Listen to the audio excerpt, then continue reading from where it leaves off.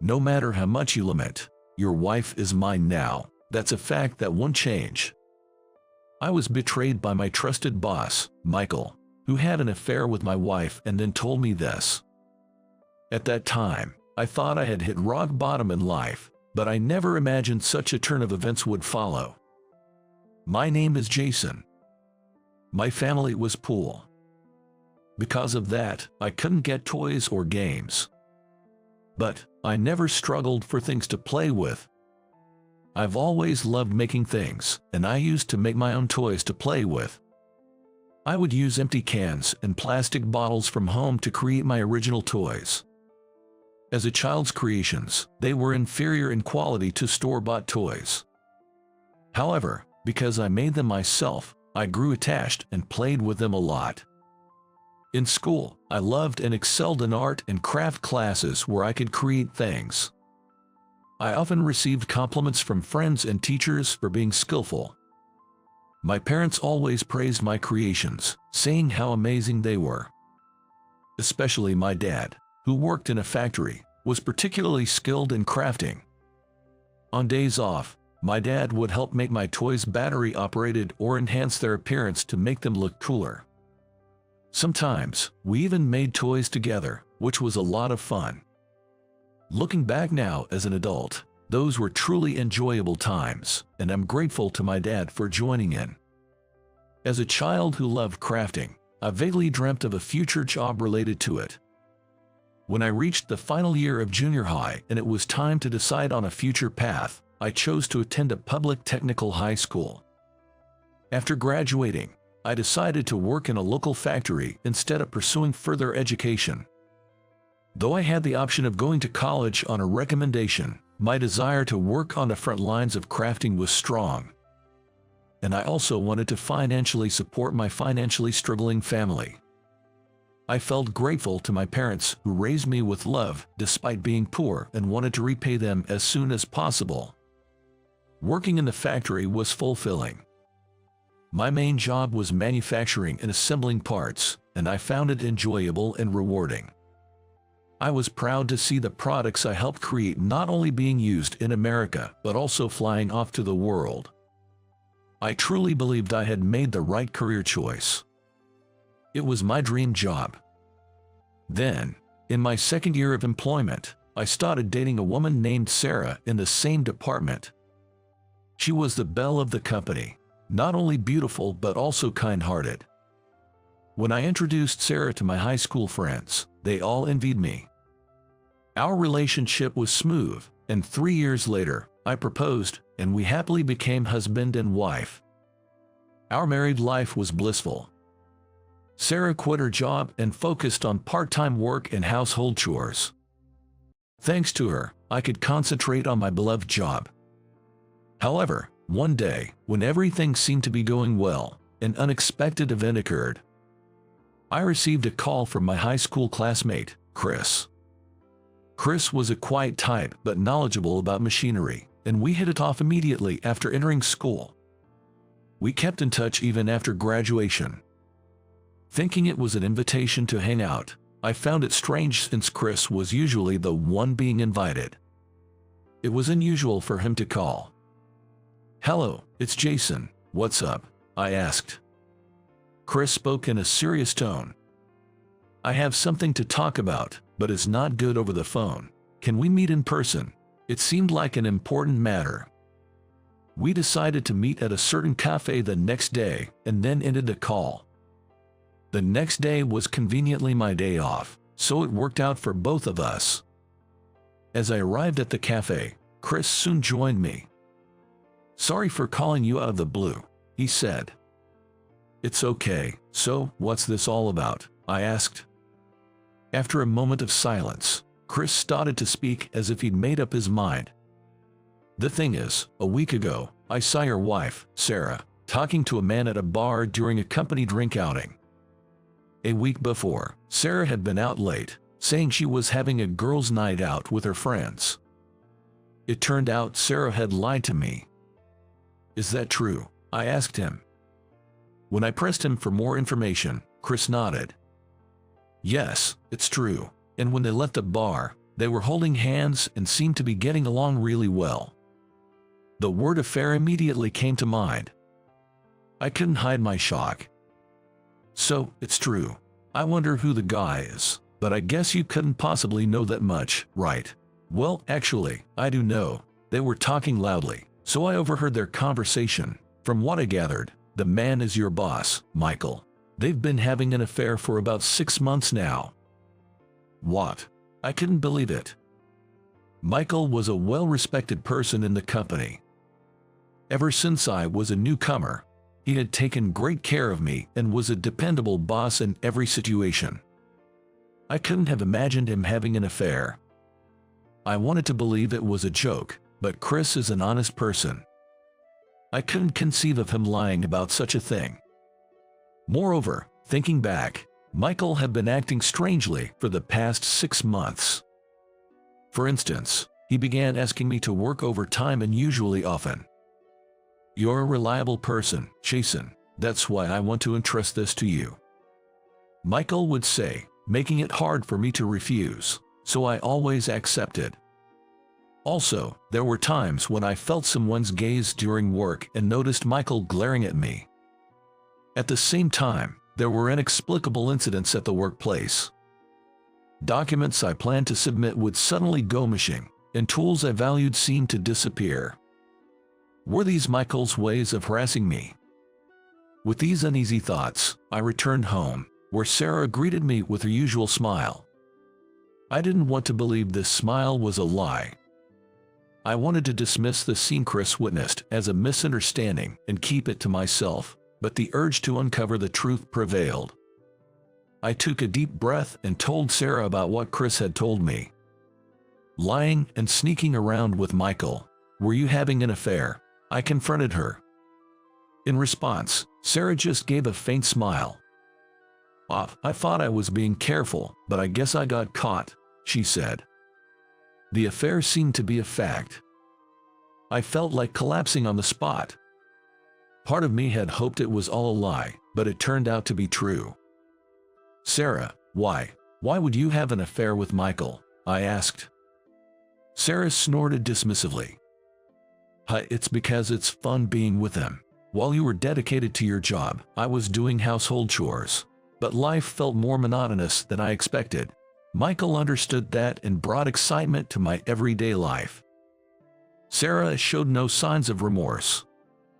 Her gentle smile had been nothing but a mask. Her true self was revealed as a cold-hearted woman. I was deeply disappointed, wondering what I had been seeing all this time.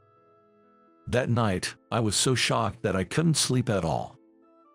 The next morning, as soon as I got to work, I called Michael to a secluded conference room.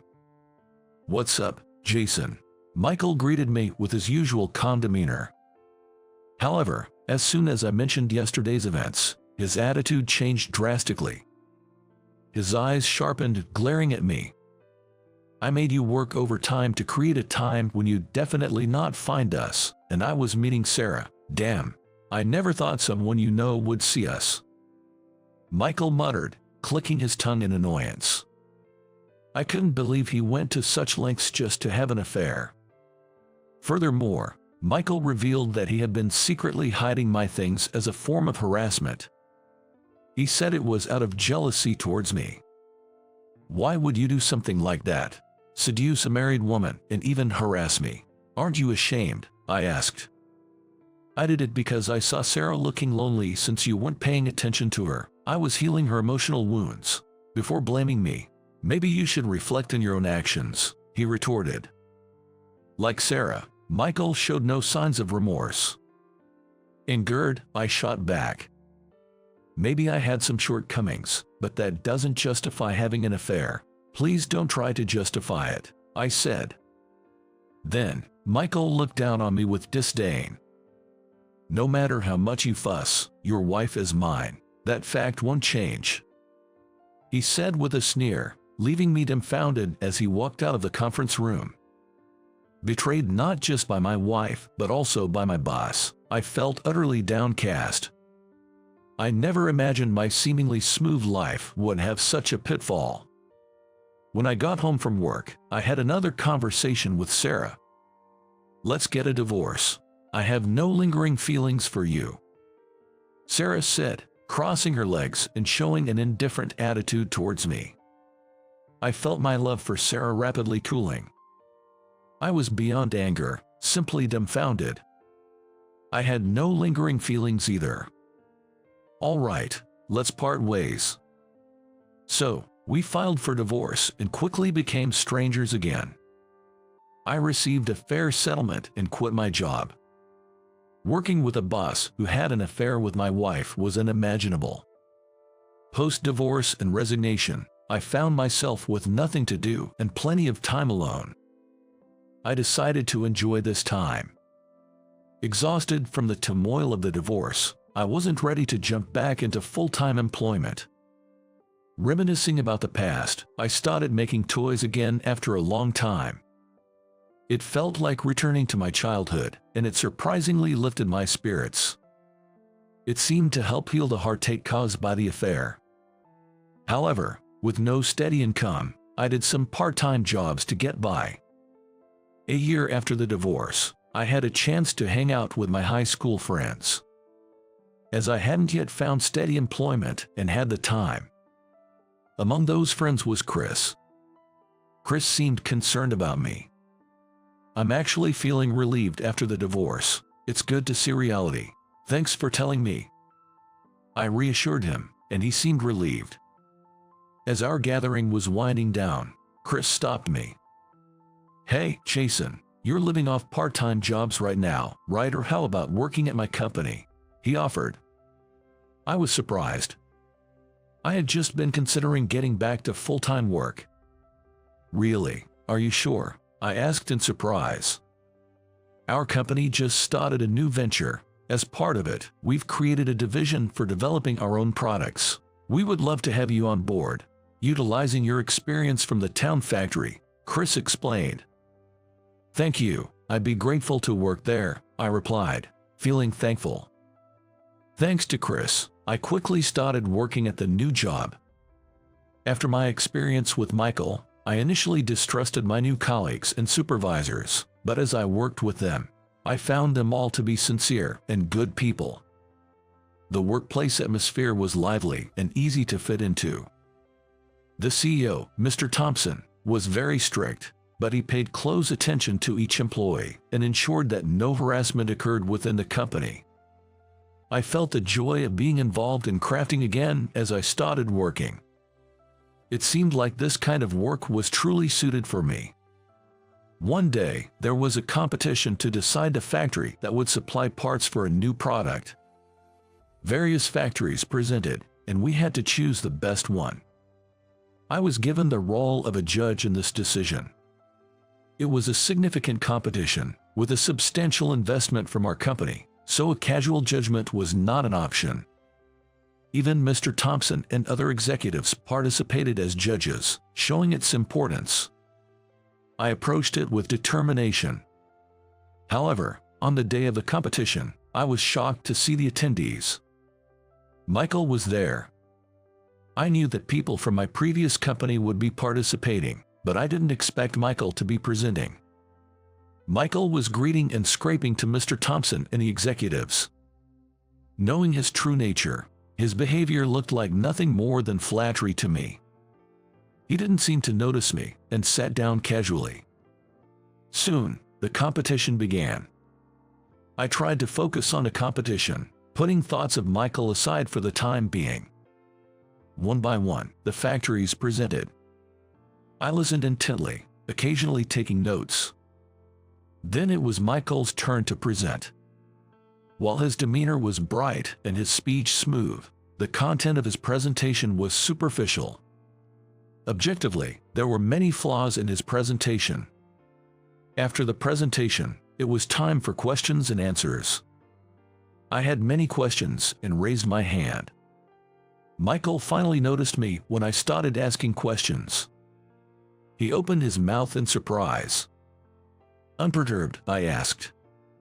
"Firstly, about your proposed production system. It seems incapable of handling large-scale production. What are your thoughts on this?" Suddenly, Michael snapped. "Shut up," he yelled, throwing his microphone at me. "You idiot. Don't you dare critique my suggestions. You ran away from your previous company." As Michael shouted, Mr. Thompson looked puzzled. "Jason, do you know this man, Michael?" he asked. "Yes, I do," I responded. I explained that Michael was my former boss, how he had an affair with my wife, and how he had harassed me with unreasonable workloads. Of course, I also mentioned that Michael showed no signs of remorse at all. Michael turned pale. "Stop it. I won't forgive you if you say more," he tried to interject. "Be quiet," Mr. Thompson commanded sternly, silencing him. After I finished speaking, Mr. Thompson put a comforting hand on my shoulder. "I understand the situation well. You've had a hard time," he said sympathetically. Mr. Thompson, the CEO, had a kind expression on his face, but he looked sternly at Michael. "We cannot do business with a company that employs such a person. Michael, you can leave now," he said. "But Michael tried to say something more. "Leave," I said. Mr. Thompson yelled, and Michael hurriedly left the room as if escaping. Afterward, the competition proceeded smoothly, and we successfully chose a factory to order parts from. Naturally, it wasn't Michael's company. Later, I heard that Mr. Thompson had reported everything that happened at the competition to Michael's company president. Michael was fired for upsetting an important client and for the harassment he committed against a former subordinate. His affair had also been discovered by his wife, and he was currently in the midst of divorce proceedings. Additionally, Sarah was facing a tough time, having been sued for damages by Michael's wife. By the way, I heard that Sarah and Michael ended up not working out and eventually broke up. This apparently happened just before Michael was fired.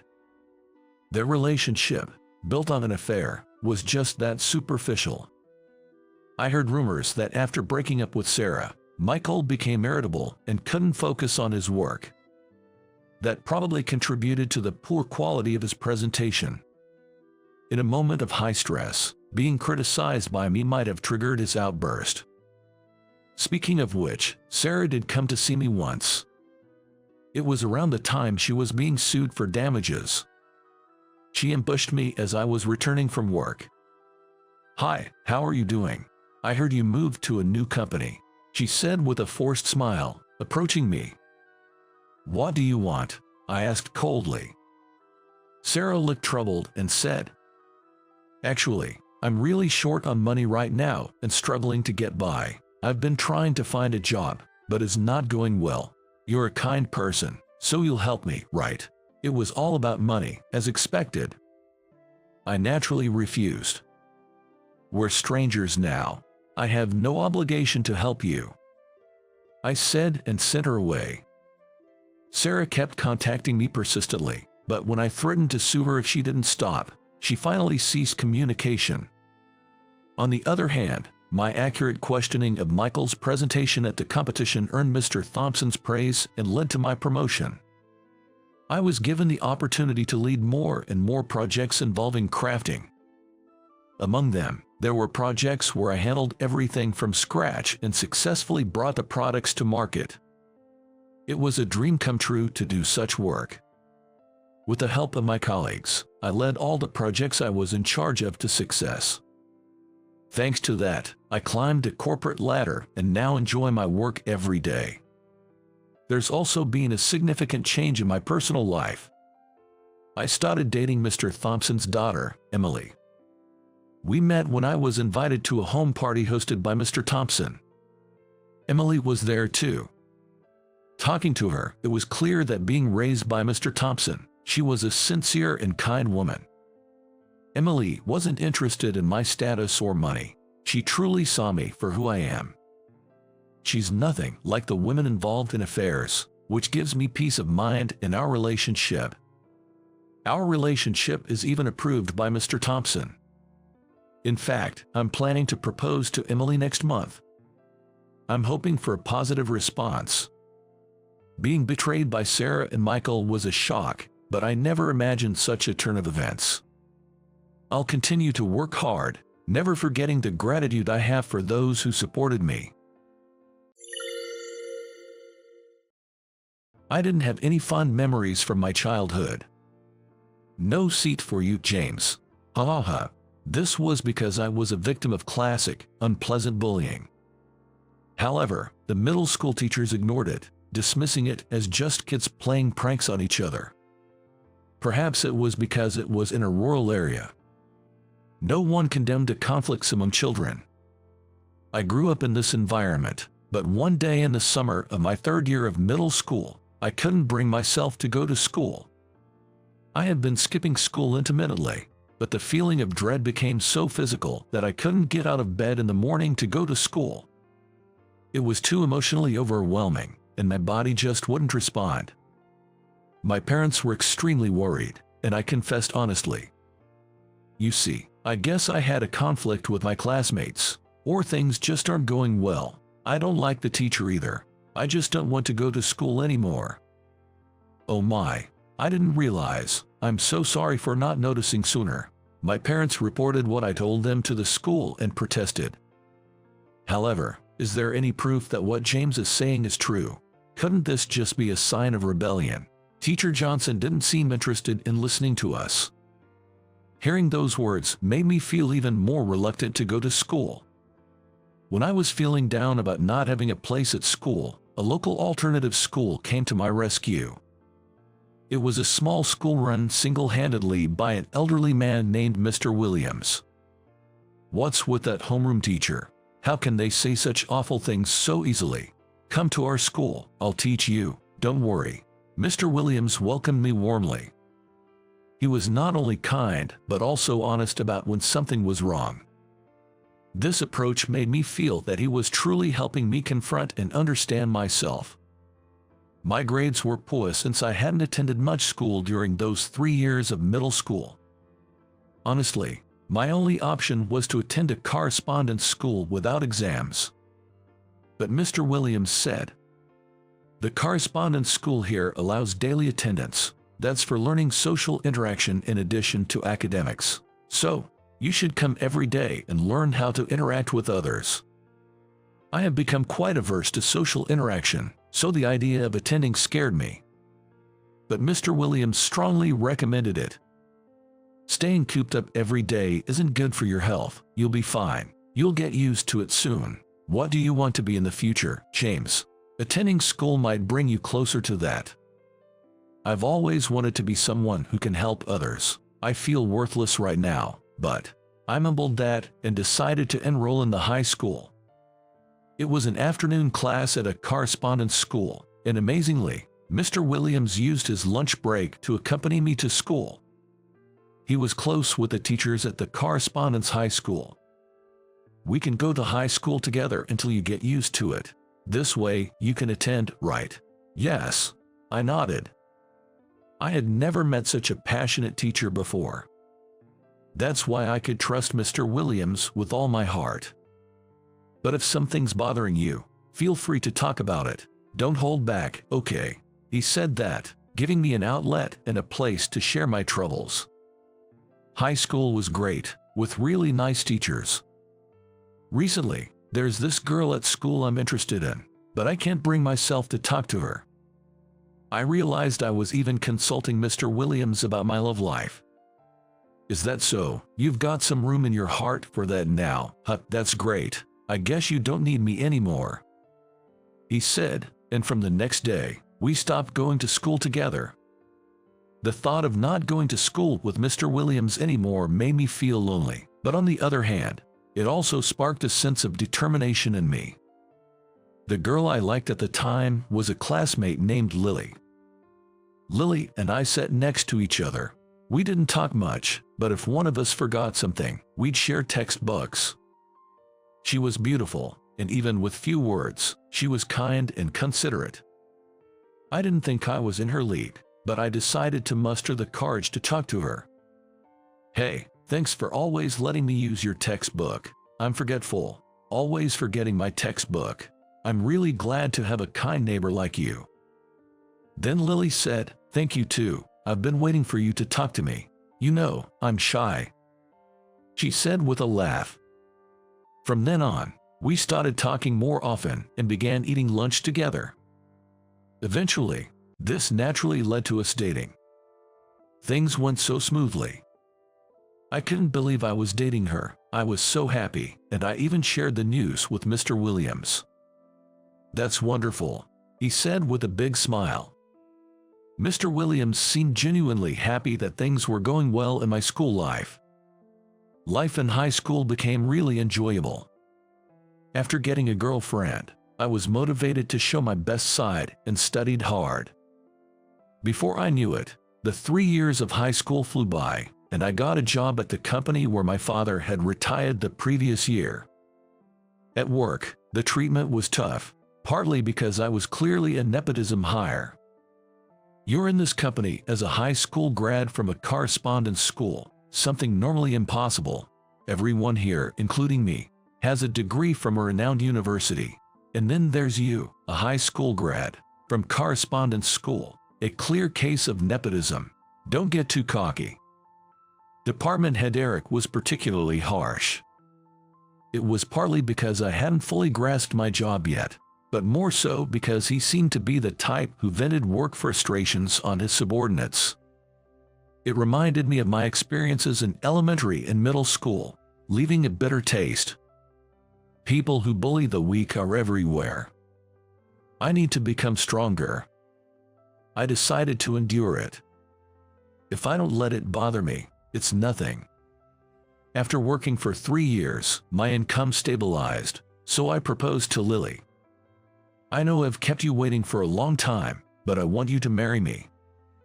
"To be able to marry you, James, makes me incredibly happy." She said this with a sparkling smile. Ever since we started dating, Lily has always been open about her feelings, making me feel needed and happy. While my personal life was going smoothly, my situation at work was getting worse.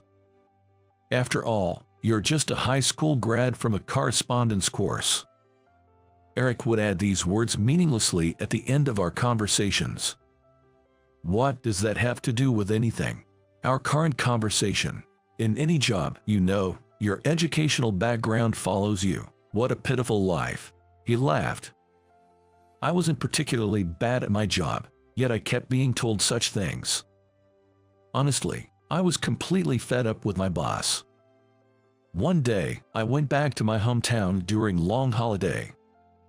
My older brother Scott's eldest son, Kyle, a middle schooler, was there too, chatting happily with my parents and Lily. Scott is a doctor in our hometown, working at a hospital. After eating too much and feeling heavy, I decided to go for a run.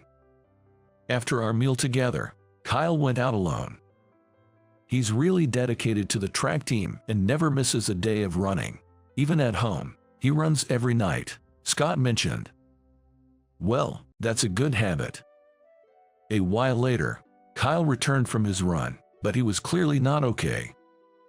As soon as he returned, Kyle was panting heavily, struggling to breathe, and his rhythm of inhaling and exhaling was erratic. "Hey, Kyle, are you okay? What happened? Someone, get a paper bag." My brother Scott patted Kyle's back. "What's wrong? Are you okay?" Everyone was shouting worriedly, but my brother Scott called out to the family, "Quiet, don't talk to him. Just focus on exhaling. Forget about inhaling for now." He calmly instructed Kyle. I didn't understand what was happening and was at a loss for words. Anyway, I was feeling very anxious. But my brother seemed to know exactly what was going on.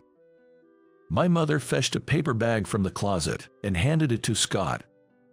He put the bag over Kyle's mouth. "Breathe out slowly. You're okay now. Kyle, lie down and rest," Scott said and took Kyle to another room to rest. "Scott, what's going on? Does he have a serious illness?" Dad asked worriedly, but Scott shook his head. "That was exercise-induced hyperventilation syndrome. It happens when breathing gets irregular during physical activity, but calming the breathing with a bag helps." Kyle ran a different route today and was a bit nervous about seeing everyone, which might have affected his breathing. He's on medication, so it's not a daily issue. He should be fine. I was amazed at how calmly and efficiently Scott had handled Kyle's episode. Being a doctor is incredible. Yeah, but it's tough, too. There's nonsense in the medical community, but the rewarding part is that my knowledge and skills can help people, save lives, and see them recover and smile. With a warm smile, my brother Scott said that, and I gathered the courage to ask him, "Can someone become a doctor even if they start as an adult? Are you thinking of becoming a doctor, James?" I nodded. "Just looking at you, Scott, I've realized that living a life where I can help others is wonderful. I want to consider a life like that. But it's tough for adults to take entrance exams. Studying is hard, and you need to earn a living. And you have Lily. You need her consent. It'll be quite difficult." But Lily, sitting beside me, said, "If James has a dream, I want to support it. I can work double to cover our living expenses." Surprised by her quick agreement, I said, "Really? Even though I just started talking about this? James, you've never had a dream or goal before. I'm so happy to hear you say this. I want you to pursue it." Encouraged by Lily's support, I felt motivated. Studying as an adult may be hard, but having work experience can make you a good doctor. Go for it. There are various scholarships available, so don't be afraid. I support you. Scott's encouragement made me feel stronger. If I could become someone who helps others, it would be truly fulfilling. When I told Eric about my resignation and plan to study medicine, he said, "What? Studying for college now, and aiming for medical school? Is this your life's revenge? Escaping reality? How pitiful." It was frustrating, but I didn't respond and just submitted my resignation. Honestly, I wasn't confident, and there are many other ways to help people. But somehow, I strongly wanted to pursue medicine and take on this challenge. Lily supported me, saying, "You'll pay me back double," and even helped finance my prep school. After 3 years of intense study, I finally passed the entrance exam. Yes, Lily and I hugged and cried with joy.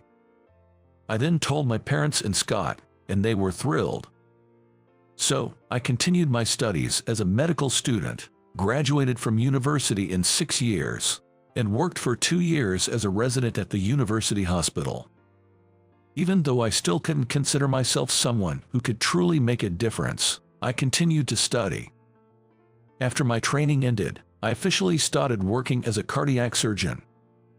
Days were bustling, and before I knew it, time had flown by. I gained confidence in my surgical skills and finally felt like I was a valuable, helpful person. Then, one day, Eric, I saw a familiar name on the patient chart for an upcoming surgery. To my surprise, the person who came into the consultation room was Eric, my former boss. "I'm Dr. Harford, your attending physician. I used to work under you." "Wait, are you the one from back then?" He looked shocked, recognizing me. "You can't be serious. You actually became a doctor." "It's no lie. I'll be handling your surgery." "Is there no way to change the surgeon? I am in charge of this surgery. I've performed many similar operations, so please rest assured." Eric turned pale and said, "I'm sorry for the past. Please, don't make any mistakes. I don't want to die. Don't worry, you're in safe hands." He seemed to think I might intentionally commit a medical error. That could never happen. But my former boss was visibly frightened, a clear case of reaping what one sows. Despite Eric's fears, the surgery was a complete success. "Eric, can you hear me?" He looked dazed as he woke up from the surgery. "Was it successful?" "Yes, the surgery was successful." Eric shed a tear. "I'm relieved, truly. Other hospitals refused me. It was a complicated surgery. If not for you, Dr. Harford, I wouldn't have survived. Thank you for saving me, despite everything. You're a real doctor." Hearing those words, I felt a long-standing cloud lift from my heart. Several years later. This time, surprisingly, my mentor from the free school, Mr. Williams, was admitted to the hospital. "Never thought I'd meet you as a doctor and patient. I'm so looking forward to it, I can hardly sleep." Ha ha ha. Mr. Williams said this the day before his surgery, but passed away unexpectedly that night. It was a sudden stroke. At the funeral, I was so shocked that I forgot I was a doctor, feeling lost and overwhelmed. But there was no denying that Mr. Williams was gone. I had to accept it. As I was leaving the funeral, James, Mr. Williams's wife, Emily, approached me. He was really looking forward to seeing you at the hospital. He even prepared a letter for you. Please read it. She handed me a white envelope. Inside, written in familiar handwriting, was this message. James, it took time, but I'm happy you found what you wanted to do and achieved your dream. Congratulations. You know, if it wasn't for you, if we hadn't met, I might have quit being a teacher. Thank you for letting me continue teaching. You said you wanted to be a doctor to help people, but you were already helping people before you became one. Mr. Williams. Tears streamed down my face. Even before I became a doctor, I wasn't worthless. Reading that letter helped me finally gain confidence in my personal life, not just work. Thank you for everything, Mr. Williams. Lily and I started visiting Mr. Williams's grave on his monthly anniversary. And now, I live confidently in both my professional and personal life with Lily, happily ever after. This, I believe, will never waver.